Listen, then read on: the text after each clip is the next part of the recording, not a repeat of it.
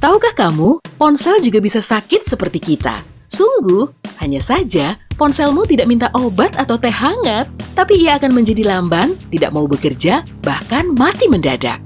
Jadi, mari kita mendiagnosis apa penyakitnya dan apa yang bisa kamu lakukan untuk mengatasinya. Pembaruan sistem operasi.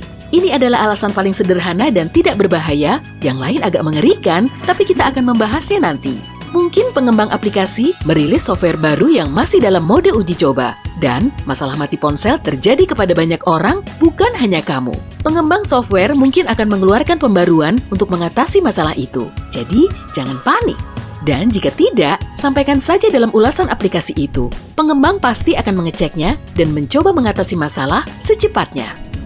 Pembaruan aplikasi. Aplikasi mungkin menjadi tidak kompatibel dengan ponsel karena kesalahan pengembang. Ponsel meluncurkan aplikasi semacam itu tidak bisa memproses informasi keliru, kemudian mati.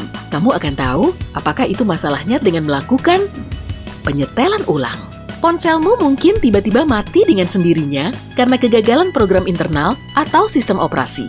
Masalah seperti ini sulit diidentifikasi, jadi perbaikan sistem bisa membantu. Pada ponsel Android, kamu bisa mengatur ulang semua penyetelan ponsel, menghapus sistem operasi, dan menginstal ulang atau mengganti firmware-nya. Yang penting, jangan lupa membackup semua datamu. Masalah perangkat keras. Salah satu alasan tidak stabilnya operasi ponsel adalah kerusakan eksternal, seperti terbakarnya rangkaian internal karena membiarkan ponsel tersengat matahari atau kepanasan. Suhu dingin juga bisa memperlambat kerja prosesor. Dan ya, kita semua pasti pernah tak sengaja menjatuhkan ponsel.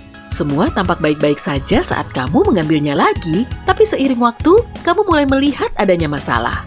Penyebabnya, mungkin saja ada bagian kecil di dalam ponsel yang rusak atau menjadi kendur setelah jatuh. Casing ponsel. Mungkin saja casing ponselmu terlalu ketat atau tidak cocok sehingga menekan tombol power. Kamu harus mengeceknya lagi untuk berjaga-jaga saja, tapi kemungkinan besar ini disebabkan oleh baterai. Saya tidak bilang ponsel mati saat baterai 0% ya. Mungkin ponselmu mati meski baterainya masih 50%, atau ponsel sering mati sendiri saat cuaca dingin. Yap, tampaknya kinerja baterai sudah memburuk. Untungnya kamu tidak harus menggantinya. Ada banyak aplikasi, bahkan aplikasi bawaan ponsel yang bisa memeriksa kondisi bateraimu. Kamu akan tahu jika sudah tiba saatnya membeli baterai baru. Nah, karena baterai adalah penyebab umum terjadinya ponsel mati tiba-tiba, berikut cara menjaga kualitas baterai dan mencegah ponselmu mati. Jika ponselmu tua, cabut kabel pengecas saat baterai sudah penuh. Hal ini tidak menjadi masalah pada ponsel baru karena pengecasan akan berhenti otomatis saat baterai sudah 100%. Isilah daya ponsel sesering mungkin, tapi sedikit demi sedikit. Jika kamu selalu mengisinya dari 0 sampai 100%, baterai hanya akan bertahan sekitar 500 siklus pengecasan, atau sekitar 1,5 tahun saja. Siklus itu menjadi 2 kali lipat, yaitu 3 tahun atau 1000 siklus jika kamu sering mengecasnya dan menjaga daya baterai antara 40 sampai 80%. Tapi, kamu harus membiarkan baterainya habis total dan mengecasnya sampai 100% sekitar sebulan sekali. Latihan seperti itu akan membantu mengkalibrasi mekanisme yang menunjukkan tingkat pengisian yang benar. Jika ponselmu tiba-tiba mati saat baterai 30%, mungkin ia butuh kalibrasi. Apapun program kualitas baterai yang kamu gunakan, mungkin kamu perlu menggantinya sekali setiap 3-4 tahun. Program-program itu tidak untuk selamanya. Oke, ponsel mati tiba-tiba, dan baterai yang buruk sudah dibahas. Lalu bagaimana dengan kelambanan? Bisa jadi masalahnya terkait RAM-mu. Pertama, sedikit gambaran. RAM atau memori akses acak bertanggung jawab atas semua proses yang terjadi di ponsel atau tablet. Biasanya, RAM yang bermasalah akan seperti ini. Kamu baru saja membeli ponsel, tidak sempat menginstal apapun, dan kecepatannya sangat bagus. RAM tidak dipenuhi oleh berbagai aplikasi, dan prosesor menjalankan tugas dengan mudah. Lalu kamu memakai ponsel itu sekian lama, dan sedikit demi sedikit, ponsel mulai melambat. Proses yang dijalankan bersamaan meningkat, dan saat ponsel dinyalakan, semua proses itu otomatis menyala. Ini membebani RAM dan prosesor butuh waktu untuk berpikir sebelum merespon permintaan. Makin lama memakai ponsel itu, makin lama pula ia butuh waktu memuat.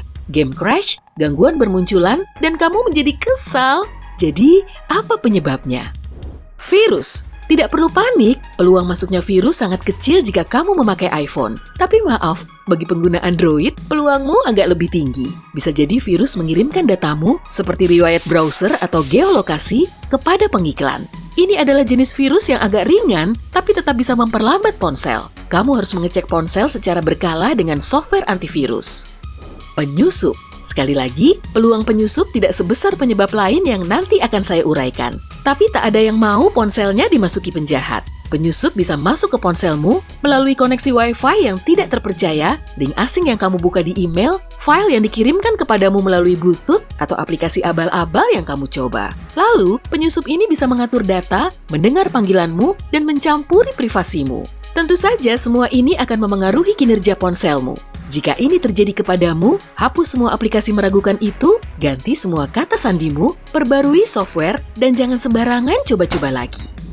Aplikasi yang berat. Kita singkirkan kemungkinan mengerikan ini, mari membahas masalah yang lebih umum yang memperlambat kinerja ponselmu, seperti aplikasi yang berat. Aplikasi ini menyedot banyak sumber daya ponsel. Kemudian, ponselmu tidak lagi kuat untuk menjalankan tugas sederhana seperti chatting atau memotret.